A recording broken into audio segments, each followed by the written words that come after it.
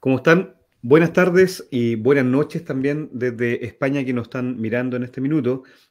Nos acompaña hoy, estamos ya a 9 de mayo, y damos inicio a este ciclo y a este seminario denominado IDICO, Imagen, Diseño y Comunicación, que es organizado en conjunto, ¿no es cierto?, Universidad del Biobío, Universidad Politécnica de Valencia, a través del Centro de Investigación Arte y Entorno, la Universidad de Playa Ancha y la Universidad Autónoma Metropolitana de México.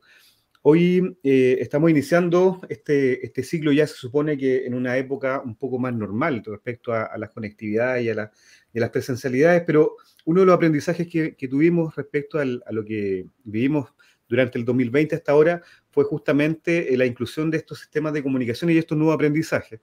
Así que ha permitido que en este minuto estemos desde distintas partes de Chile, fundamentalmente ahora, ¿no es cierto?, conectados. Y nos acompaña un colega y amigo, ¿no es cierto?, Cristian Parra, académico de la Universidad de Playa Ancha de Valparaíso, Chile, y también estudiante de doctorado del doctorado en comunicación de la Universidad Católica de Chile. Cristian, además, es diseñador gráfico de Duoc UC, tiene posgrado, magíster en Ciencia de la Comunicación de la Universidad de la Frontera y también uno en Comunicación Estratégica de la Universidad del Pacífico, si no me equivoco, Cristian. Corrígeme, no hay problema. Y él nos va a presentar ahora la charla hacia una lectura postclásica del tiempo en el diseño narrativo de videojuegos. También nos acompaña el director de carrera, profesor Guido Olivares, de la carrera de diseño de la Universidad de Playa Ancha, y quien les habla, Alejandro Arros, de la Universidad del Biobío, Escuela de Diseño Gráfico, perteneciente a la Facultad de Arquitectura, Construcción y Diseño, y además, profesor Olivares es perteneciente a la Facultad de Arte de la Universidad de Playa Ancha. Así que después de esta introducción, ¿no es cierto?, después de conectarnos después de varios meses que habíamos dejado de hacer este seminario, damos inicio a esta charla con Cristian, que nos va a presentar en este minuto. Así que, Cristian, es todo tuyo el micrófono, la pantalla, yo me silencio y les doy la más cordial bienvenida a este seminario. Bien, pues muchas gracias primero por la invitación, por la posibilidad de compartir con todos los que eventualmente vean este espacio.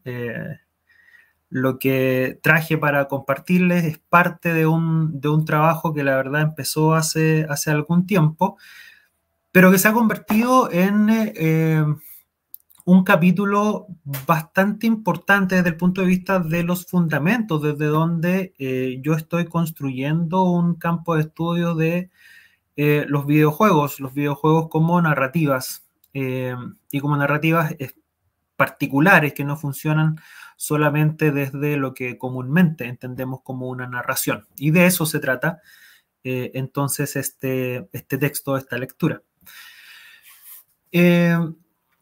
Para comenzar, me gustaría tomar parte de una investigación del profesor Theun Davelman, en donde él mencionaba, a partir de su experiencia en escuelas de diseño y de desarrollo de juegos, y comenta que muchas veces, o que en realidad es bastante común, que los creadores de este tipo de juegos y experiencias digitales no toman en cuenta las mecánicas como dispositivos narrativos. Él comenta que muchas veces en realidad de lo que se trata es de adaptar ciertas mecánicas preexistentes con pocos retoques, y eso se trata de acomodar a las necesidades que van surgiendo en cada uno de los desarrollos. Traemos entonces una serie de presets listos a los que sencillamente les cambiamos un poco el maquillaje, la apariencia, y eso se convierte en nuevos juegos, lo que tiene varias consecuencias, ¿no? Una de ellas que, bueno, de hecho se comenta también en la investigación, es que muchas veces las experiencias, muchas veces estos diseños se convierten más bien en productos en serie. Una cuestión que desde las industrias culturales es denunciada desde hace mucho tiempo, ¿cierto?, de los tiempos de Adorno y Horkheimer.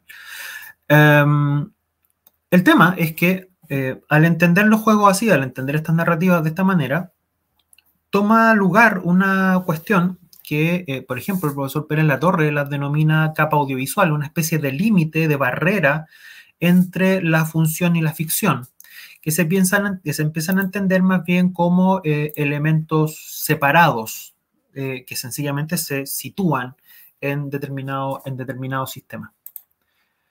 El tema es que el punto de vista que yo propongo, que yo traigo, hace relación a que jugar un juego muchas veces en realidad es muy parecido a tocar música, a tocar algún instrumento, es decir, en el sentido que el músico, el intérprete, no solamente lee notas altas o notas agudas, cada una por separado, sino que están organizadas en alguna secuencia y siguiendo, sobre todo, algún ritmo predefinido por el autor de la partitura. Sucede entonces que estaríamos frente a una situación en donde hay un músico que está siguiendo las reglas de otro, que tiene espacio para la improvisación, tiene espacio para un sello propio, pero siempre dentro de los límites y de los silencios que provee el compositor original. Tal cual como en el caso entonces del músico y de la lectura de la partitura, el videojuego necesita proporcionar a los jugadores de pausas que permitan explorar el espacio y de disfrutar de ciertos desafíos, pero todo en su justa medida. Esta es una conversación acerca del equilibrio. Sucede, y lo puede ver cualquiera que haya jugado algún juego, ya sea uno tan sofisticado como el que vemos ahí, o el clásico Snake de los primeros teléfonos Nokia que nosotros conocíamos de niños, que ningún juego está diseñado para ser completado de una sola vez o sin ninguna interrupción. Es decir, parte del juego es superar desafíos que impiden una lectura lineal similar a como nosotros leeríamos un libro o también como se leería la partitura, ¿verdad? Es decir, hay ritmos, pero son dispositivos distintos. Por lo tanto, el problema en cuestión es acerca de los manejos de los tiempos. Los ritmos van determinando el tiempo de lectura y a través de un sistema de dificultades, a través de una ubicación estratégica de ciertos puntos que representan una dificultad, y a esas dificultades dispuestas en puntos estratégicos es a lo que yo llamo constricción temporal. Esos momentos en donde existe una negociación entre el jugador y el sistema. Y en donde las constricciones temporales van a estar siempre presentes en todo tipo de juegos, marcando los momentos en los que yo puedo o no proceder a una acción. Ahora, para poder llegar a eso, en realidad primero tenemos que ir entendiendo, y de ahí vamos, por eso es que vamos a pasar a la narración y lo posclásico en ella, cómo debemos entender la experiencia del tiempo. Suceden varios fenómenos aquí, pero sobre todo es bien necesario hacer la distinción para entrar en este asunto, que comúnmente cuando hablamos de tiempo nos estamos refiriendo a sus manifestaciones, es decir, a tiempos largos o a tiempos breves, o más bien a la huella que ha dejado cierto paso del tiempo medido de alguna forma. No es el tiempo lo que sucede, sino que nos damos cuenta de su manifestación. Por lo que en el videojuego la experiencia tiene que entenderse más bien como un tiempo humanizado, es decir, un tiempo en un modo narrativo. Y este tiempo humanizado o narrativizado, y de ahí el problema que estamos situando ahora, está relacionado íntimamente con los fenómenos de la mente y la memoria.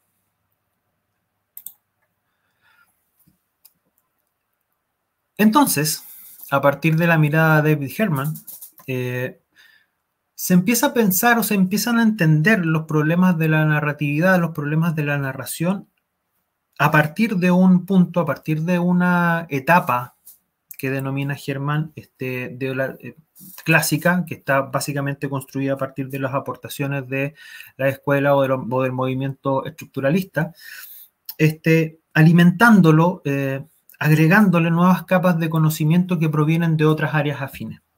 ¿Para qué? Para no estar restringido a lo que comúnmente o históricamente fueron los problemas de entender qué es sino una narración y que estaban limitados por la presencia o no de un narrador y por la presencia o no de estructuras que previamente van definiendo o van fijando las categorías o las condiciones para poder entender que estamos o no frente a una narración. De ahí surge este intento por establecer la relevancia de la experiencia temporal, pero a nivel de la mente. Es decir, intentamos decir que los juegos, más allá de las primeras discusiones, de aquellos debates bastante activos en el inicio de los Game Studies, más allá de seguir pensando si es que existen o no las categorías mínimas para llegar a decir que los juegos pueden ser o debieran ser estudiados desde la narrativa o desde una ciencia particular que se llamaría ludología, lo que intentamos decir es que hay una experiencia temporal que sucede a nivel de la mente y que esos fenómenos que son comunicativos, dado que estamos hablando de narraciones y de contar historias, tienen lugar de una manera especial en los videojuegos. Y por tanto, se hace una revisión de algunos de los elementos vinculados a la mente y describiendo procesos mentales que fundamentalmente dicen relación con la percepción y la memoria. Y esta es como la primera parada en ese contexto, es decir, tradicionalmente la narración o la narrativa entendía que una historia se trataba siempre de contarle a otro en el presente sobre sucesos que han sucedido o que han ocurrido, tenido lugar en el pasado. Y esas historias siempre seguían una estructura que era fija. Entonces, por ejemplo, este modelo de funciones que venía de Prop y que funciona como base, ¿cierto?, de otras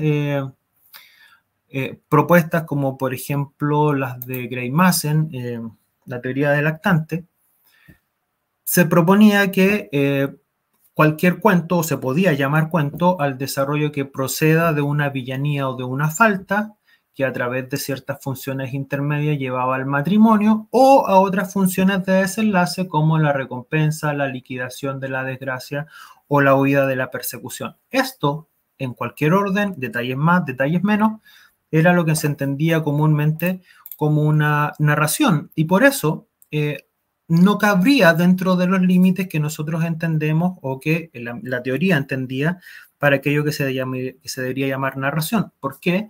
Porque los juegos son capaces de producir secuencias dinámicas en tiempo real. Los juegos son máquinas de cambio que se van adaptando a ciertas condiciones, a ciertas interacciones, ¿verdad?, con el mundo externo, y que a partir de eso no pareciera ser que estuviera contando acontecimientos pasados en el tiempo presente.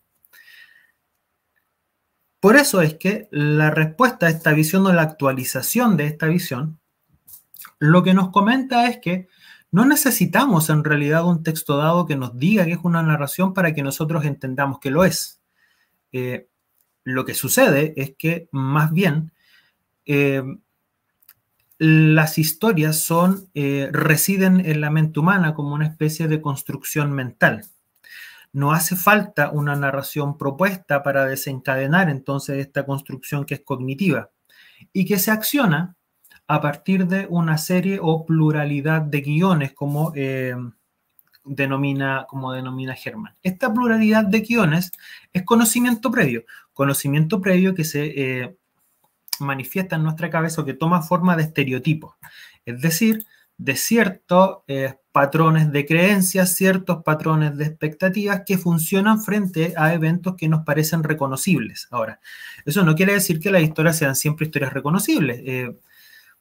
Como proponía el modelo propiano que anteriormente decíamos, ¿cierto? Es decir, una linealidad de asuntos, de transiciones y de funciones que estaban en órdenes y en cantidades más o menos estáticas, sino que se trata de ir rescatando aquellos elementos entonces que nos parezcan reconocibles en la medida de ciertas otras categorías como la narratividad o la narratibilidad, es decir, lo que hace que algo sea contable, generando que fijemos la atención o el foco en lo inusual y lo notable, pero teniendo como telón de fondo estos patrones preexistentes y que nos permiten responder y están preparados para construir o de revivir la historia, echar a andar la historia, perdón, por medio de creencias y expectativas. Entonces, entendiendo así el juego, nos damos cuenta, o el juego digital en este caso, nos damos cuenta que las historias mentales se van creando en nuestra mente, que viven un constante esfuerzo por dar sentido al mundo exterior y que procesan información derivada de la interacción con este mundo. Entonces, si lo vemos de esa forma, como un esfuerzo constante aquí y ahora por darle sentido y construir la narración, entonces no podríamos decir que la narrativa no se refiere únicamente al acto expresivo de contar acontecimientos ya pasados, sino que se expande hacia el acto expresivo de ir creando acontecimientos en el presente a partir de una instanciación de estereotipos, es decir, de conocimiento, es decir, de accesos que yo pueda tener a ciertos elementos de la memoria. Ver entonces el videojuego como una narración en este sentido, como una función más activa a partir de lo que las ciencias de la mente nos están enseñando, altera la comprensión del tiempo como una unidad de análisis en el videojuego. Lo que vemos entonces ya no serían secuencias narrativas, ya no serían actos, sino que serían más bien estructuras temporales. Estructuras que se refieren al uso de cualquier recurso que le permita a los desarrolladores del juego mostrar eventos y ordenarlos. Pero ordenarlos comprendiendo que ese orden, valga la redundancia, no depende únicamente del desarrollador, sino que también de las elecciones activas del jugador.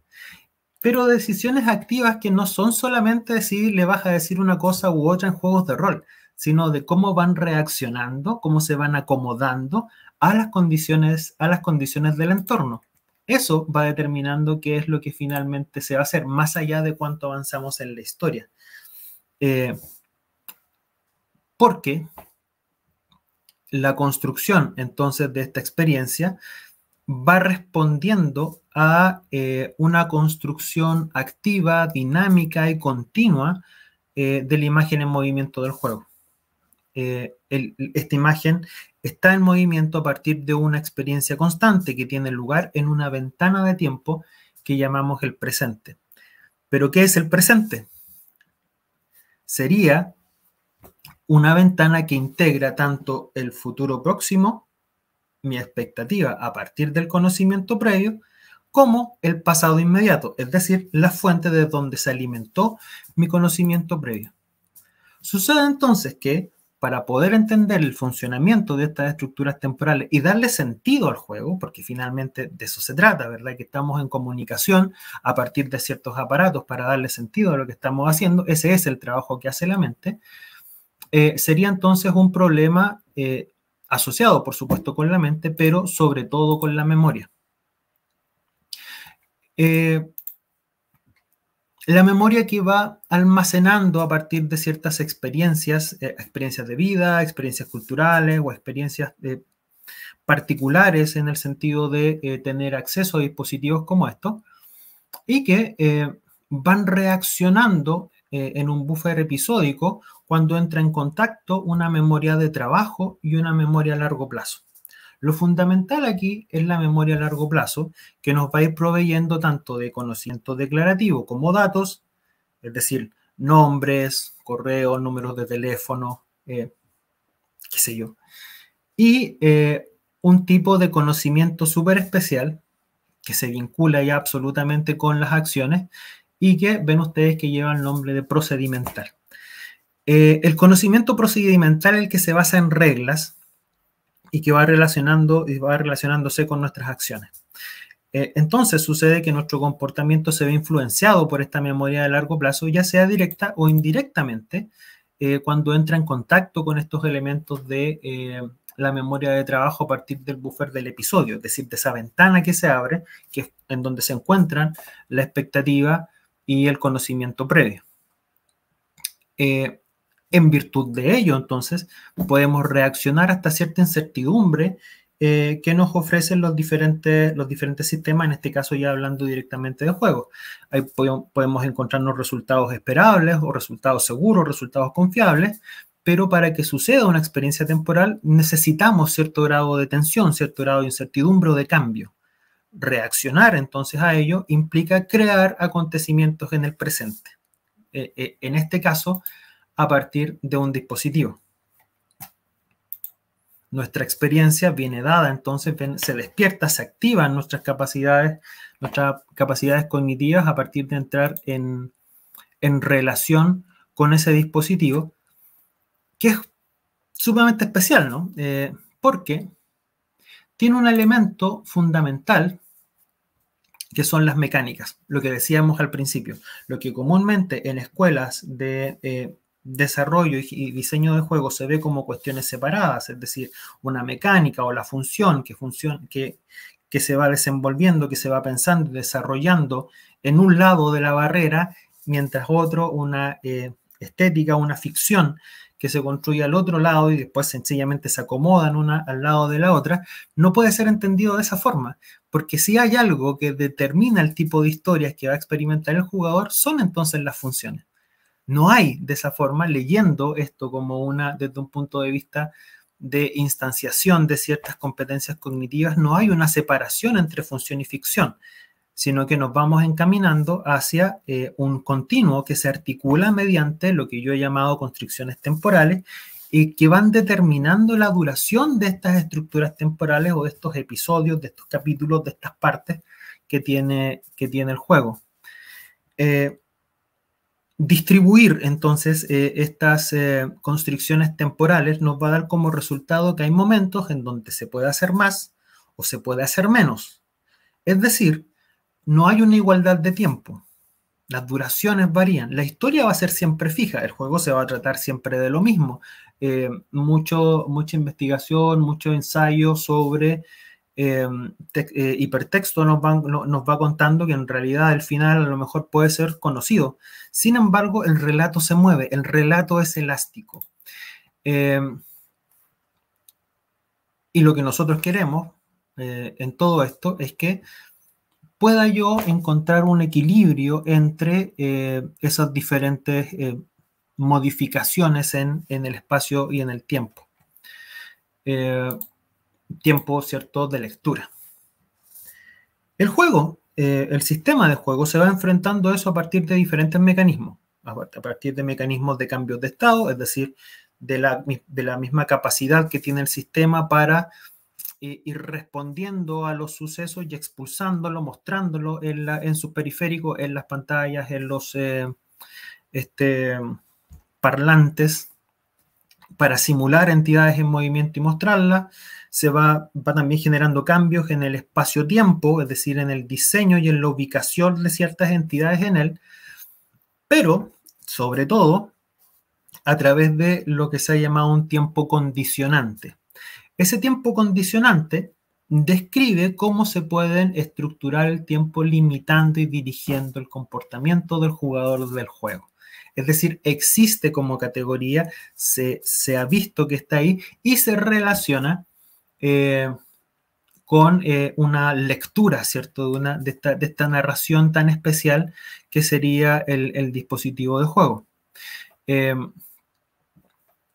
Sucedería entonces que existen lo que Genet llamaba anisocronías. Este tiempo condicionante que se refiere a la memoria procedimental y que va generando las acciones y que va modificando en la cantidad de tiempo que yo puedo dedicarle a determinadas cuestiones, son anisocronías, es decir, cambios en la velocidad, alteraciones del ritmo narrativo. Me va fijando puntos, me va fijando momentos de estrés, en donde en algunos momentos yo me puedo encontrar con juegos más interesados en permitir que el jugador descubra libremente el mundo, con ciertas reglas, pero sin objetivos particulares. Otros que se preocupan en realidad por ir desenmarañando una historia que es más bien lineal, típico de los juegos noventeros, ¿cierto? Y que hoy día son también bastante populares, que tienen una estética de pixel, o incluso que tienen apenas una ni siquiera una narración o una historia, sino que más bien una excusa para echar a andar ciertas mecánicas.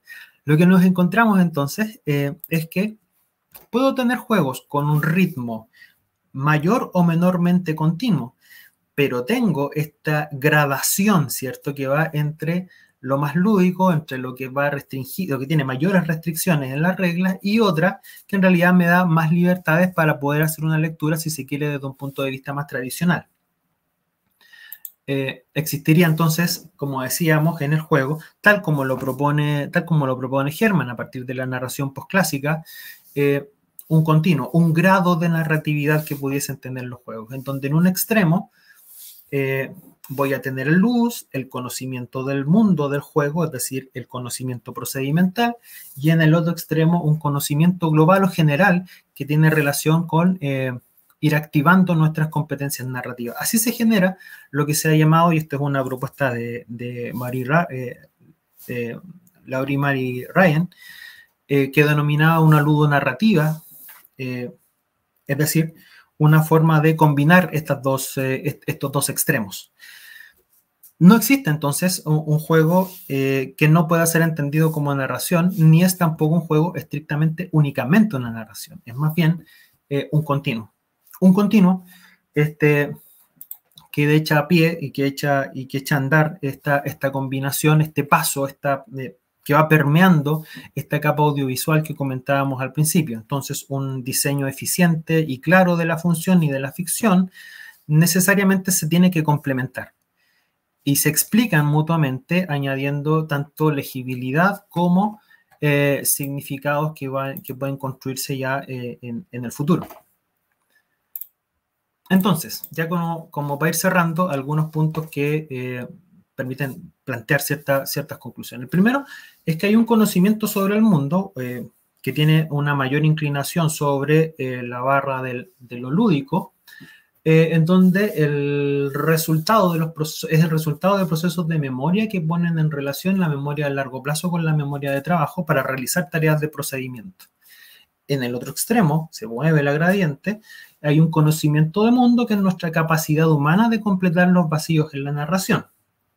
En este continuo, la competencia narrativa puede redefinirse como una estructura anidada de estrategias de pensamiento que operan en diferentes niveles de comprensión de las historias.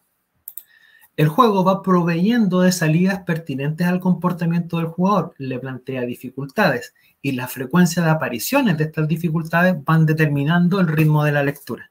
No juego el juego de una sola vez, sino que parte de esas detenciones, parte de esas secuencias que duran más o duran menos no son tan accidentales, sino que están en cierto lugar a partir de un proceso de diseño y de experimentación. Tanto el ludus como el narrema entonces conviven en cierto ritmo de constricciones temporales que constantemente equilibra y desequilibra el mundo del juego. Otra cuestión que también comentaba Herman en su propuesta de narrativa posclásica, que las propias narraciones contienen la semilla de su equilibrio y de su desequilibrio. Otra condición más que se estaría cumpliendo. La experiencia del juego entonces es narrativa a nivel de la interacción entre las competencias del jugador y los dispositivos del juego.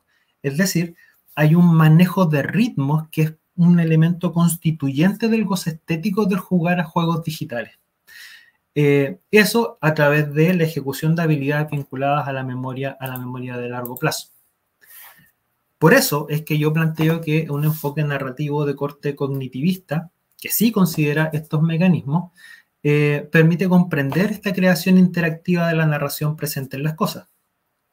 Y entonces puede sugerirse que se trata de mecanismos de diseño. Y esto de pronto es un poco aventurado, pero en mi pasión por el tema, propongo que es una experiencia que es transversal a todos los tipos de juegos. Es decir, desde el Snake, que decíamos, de juegos Nokia, hasta la última adaptación de moda de la franquicia más cara que ande dando vuelta en el universo del videojuego. Y bueno, pues esa es la temática, esa es la idea, esa es la visión que quería compartirla, y como ven ustedes tiene profunda relación con aquello que entendemos normalmente como comunicacional, es decir, la comunicación dispuesta con un ordenamiento de un discurso que en este caso es sumamente particular, que de pronto se puede situar dentro de la línea de lo que Arset llamaba una literatura ergódica, es decir, de un esfuerzo particular por terminar de llenar esos vacíos que son narrativos, y que me parece que son sumamente interesantes para llevar a un análisis dentro de lo que podemos llamar estas narraciones de medios videolúdicos. Eso es todo por mi parte. De nuevo, muchas gracias por su tiempo, gracias por la invitación y bueno, espero que a partir de esto podamos dialogar en el futuro sobre diferentes temas que tienen lugar en el seminario. Muchas gracias, Cristian. No sé si el profesor Olivares tiene alguna duda, alguna apostilla respecto a la presentación. Sí, apostilla.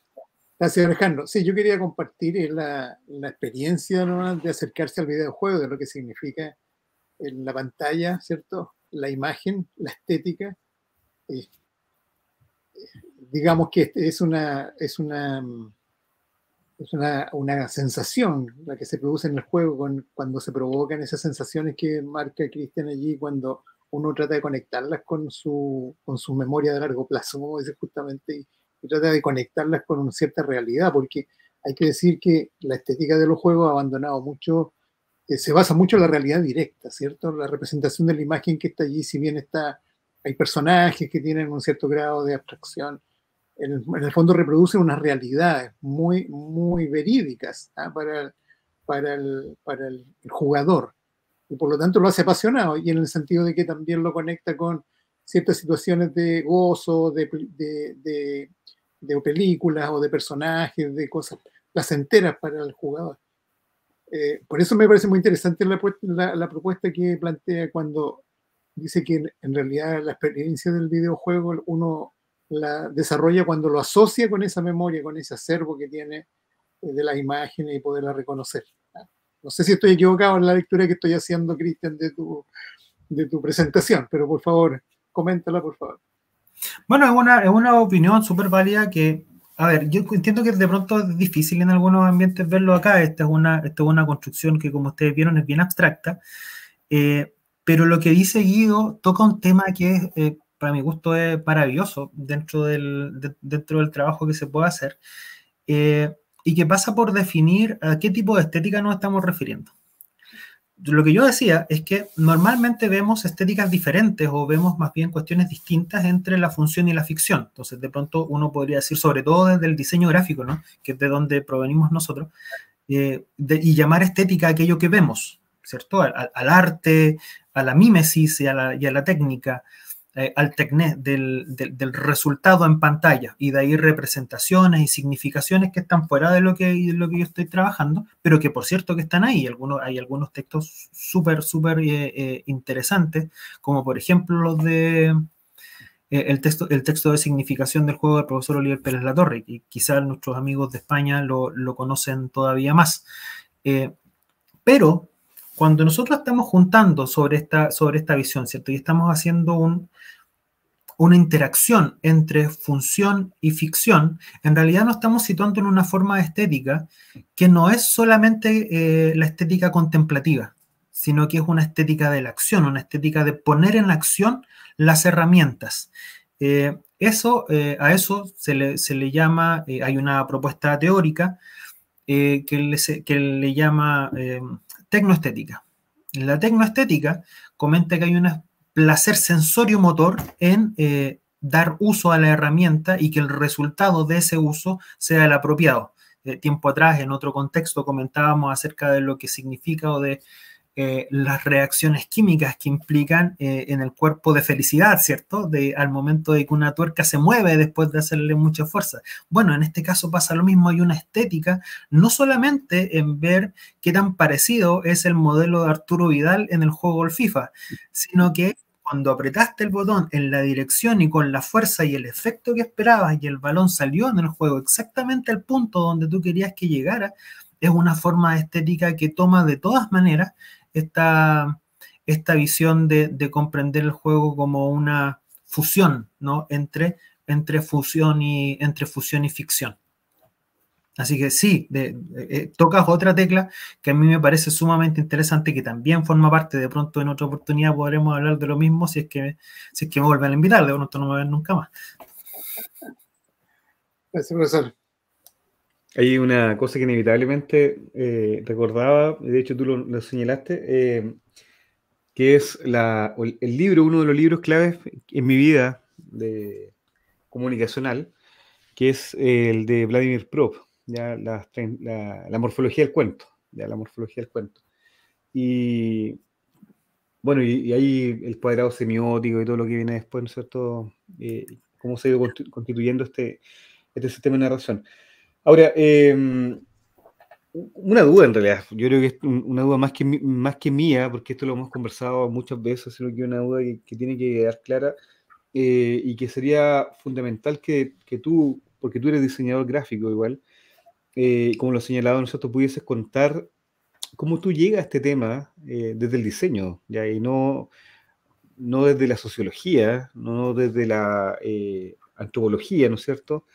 O de otra área informática, ¿no es cierto?, que podría ser como las llamadas a ver el background de la formulación de un videojuego, sino que desde una disciplina que está como front-end, por decirlo de alguna forma, ¿no es cierto?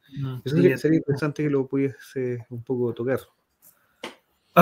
Bueno, el saber popular dice que hay de todo en la viña del Señor, pues. Pero sobre todo tiene que ver con aquello que entendemos por diseño. Hay una, ¿cómo llamamos? Una anécdota en todo esto a propósito de tu pregunta. Yo el año 2015 estaba trabajando en un proyecto que era justamente de creación de videojuegos y en donde hacía justamente lo que yo parto denunciando el día de hoy, es decir, que más bien estaba preocupado de las estéticas, de lo contemplativo, de la etapa de la producción de imágenes, que es muy típico de la gráfica, de las interfaces visuales.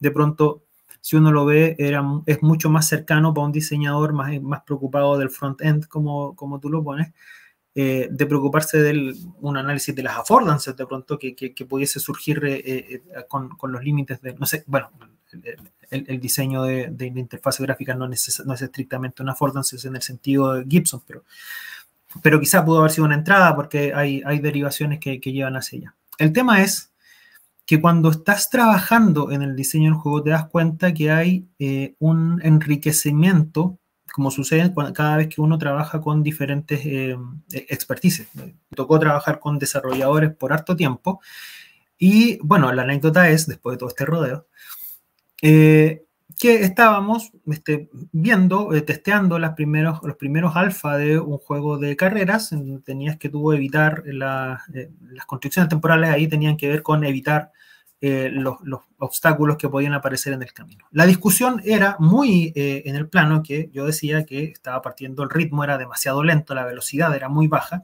y el desarrollador decía que los modelos que él manejaba, es decir, estos presets que decíamos antes, nos decía que tenía que empezar a esa velocidad. Ninguno de los dos tenía, en estricto rigor, una teoría fija para decir exactamente cómo debía partir el juego, a qué velocidad y cuánto es más o menos lo que debías hacer recomendable. Entonces, ahí es donde despierta la visión de diseño. ¿Cómo se diseña esto? ¿A partir de qué modelos? ¿A partir de qué perspectiva?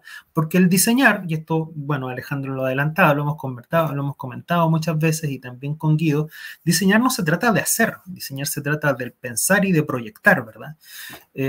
Por eso que se inventó esta idea del design thinking como rescatado de la mente de los diseñadores, ¿no? De ir proyectando ideas a partir de las experiencias y las necesidades de otros. Ese es el gen que a mí me parece original del diseño, desde donde finalmente parte esta inquietud, es decir, de entender que necesariamente deben haber modelos, necesariamente deben existir formas.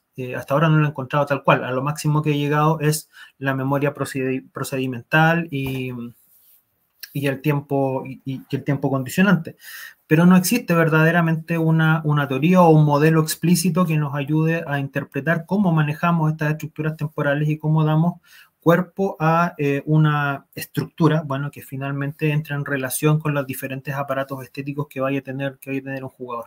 Entonces la respuesta pasa por ahí, pasa por entender que uno puede, bueno, quizá por defecto, por default, entra a la producción de imágenes, pero cuando tú te das cuenta que estamos formados para pensar en soluciones, para proyectar a partir de necesidades o problemas, es en donde, bueno, dependiendo ya de los intereses y de las personalidades y formaciones de cada uno, nos puede llegar a una cuestión como esta, que si bien puede ser un poco abstracta, yo siempre hablo de diseño de videojuegos, no de desarrollo ni de escritura de ficción, sino que del diseño de este aparato que yo digo que está compuesto a partir de estructuras temporales. Bueno, sí, es algo que lo que hemos conversado y es una pregunta que nace todos los días. Todos los días yo trabajo en una facultad donde, bueno, un departamento más bien dicho, ¿no es cierto?, que su esencia es la comunicación. De hecho, se llama Departamento de Comunicación Visual. Pero tenemos el caso del profesor Olivares, que trabaja dentro de un departamento de arte integrada. Entonces, bueno, yo también trabajamos en el claro, departamento de arte integrada. Pero como tú estás de invitado, tienes que responder una pregunta clave. Justamente no era a tu afiliación, sino que una pregunta clave a diseño es arte, es comunicación. ¿Qué es lo que es diseño después de todo? Como tú lo estás trabajando, indudablemente, que sabemos que esto es polisémico y tiene muchas definiciones, pero según tu mirada, ¿dónde está el diseño? Bueno, es un tema súper interesante. En estricto rigor, nosotros sabemos que el trabajo del diseño es comunicación, es decir, nosotros no diseñamos abstracciones para que vayan a la buena de Dios y que sean valorados en virtud de aquello que yo quise decir, pero en términos personales o por una inquietud artística. Lo nuestro es mucho más performativo, si se quiere, es decir, tenemos una intención y un objetivo claro, perseguimos objetivos claros a partir de estas comunicaciones que nosotros construimos mediante elementos visuales. Esa sería mi respuesta hasta ayer. Sin embargo, hay una definición, no me acuerdo exactamente de quién, que decía que el arte era la interpretación del mundo a partir o a través del velo del alma. Cuando estamos hablando entonces de estéticas, cuando estamos hablando del equilibrio, cuando estamos hablando acerca del ritmo adecuado, como es el caso de esto, pero que pudiese ser aplicado, no sé, a una ficha, a un logo, a cualquier forma que esté en diálogo con otra, nos damos cuenta que hay cierta dimensión, hay cierto espacio para un arte que no son las bellas artes, sino que son la interpretación o la manipulación de esos elementos de los que nos estamos valiendo y que siguen cierta sensibilidad. Entonces, si bien no le quiero sacar el cuerpo a la pregunta, yo estoy hablando de un tema que es comunicación, porque estoy hablando acerca de la narración de historias, una narración de historias que se genera o que tiene lugar a través de la interacción con un dispositivo, que todo lo que dijimos. Y que es diseño porque esas interacciones son pensadas estratégicamente a priori, estratégicamente desde un punto de vista como lo propondía Van Dyck, por ejemplo, que dice que tenemos, las cosas se dicen con una intención. Entonces, estas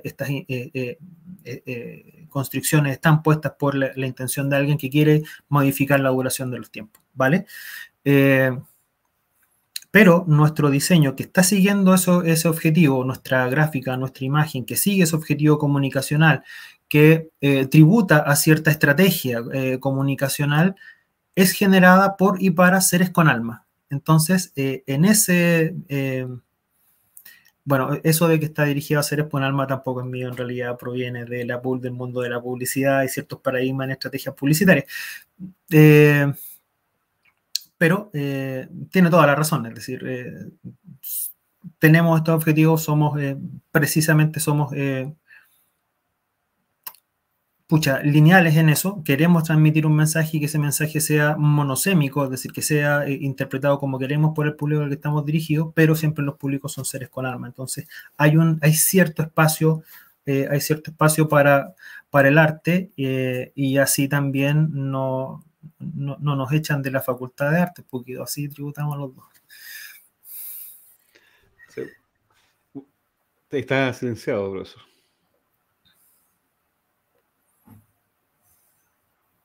¿Sigues mudo, Guido? Disculpa.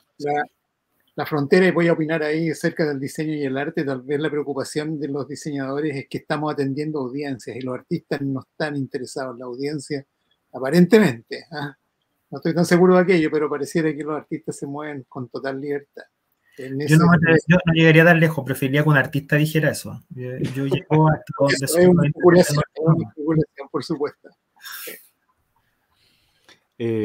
Bueno, lo que está claro es que lo que tú estás planteando, Cristian, es totalmente actual, quizás, y no es bueno que lo diga en vivo esto, pero quizás somos parte de un videojuego, no lo sabemos, ¿no es cierto?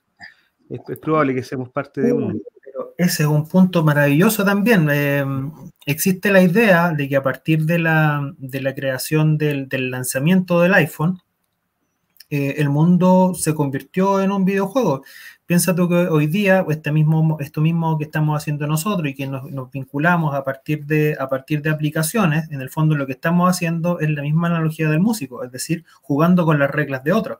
Nuestras formas de comunicación están cruzadas por estos paradigmas de comunicación que fueron inaugurados por el iPhone en el año 2000 y tanto, imagínate. Todas las redes sociales que vemos en nuestros estudiantes y que también experimentamos nosotros mismos son conjuntos de reglas que nosotros mismos cargamos de ficción y terminamos tributando hacia una dinámica en donde saltamos de un juego a otro y nuestra única alternativa es, como decía Mafalda, es pedir que paren el mundo para poder bajarnos. Y eso hoy día es cada vez más difícil.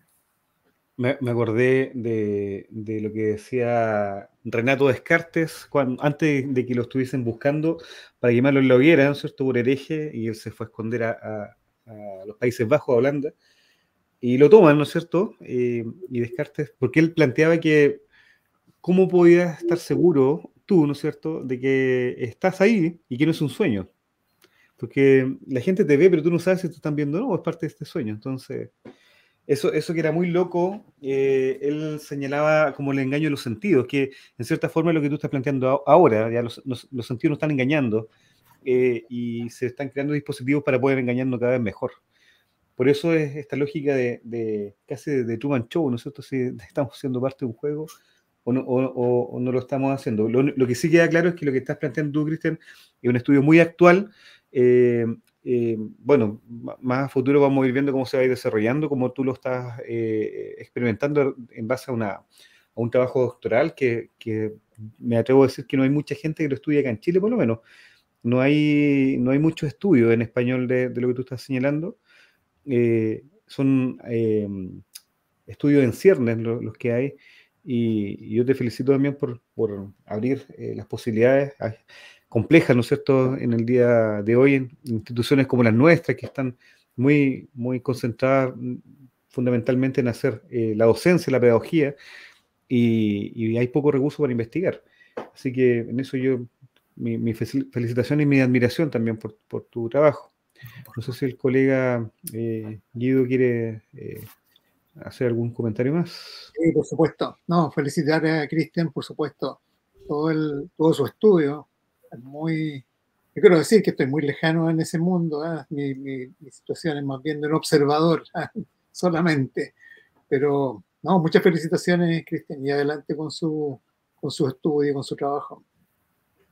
Bien, pues muchas gracias. Un gusto y un estímulo, una carga de energía recibir retroalimentación, pero en realidad Alejandro lo sabe, Guido también, que el trabajo doctoral muchas veces se vuelve bien hermético, bien solitario y bien redundante. Así que, de hecho, me parece que esta es la primera vez que comparto ya este fragmento de esta idea y me alegro que haya sido en una instancia como esta y dentro del ámbito de universidades públicas, que es donde nosotros estamos y que es una cuestión muy valorada, no solamente por las personas que intentan hacer investigación desde acá, sino que también por nuestros estudiantes, que muchas veces han dicho que uno de los principales valores que rescatan de las casas de estudio en donde están es el hecho de ser universidades públicas. Así que, nuevamente, gracias por sus por su apoyo y, por supuesto, la posibilidad de compartir todo esto. Bueno, Cristian, te agradezco también al profesor Guido Olivares. Estuvimos conectados aproximadamente 50 minutos, está dentro de lo que teníamos contemplado.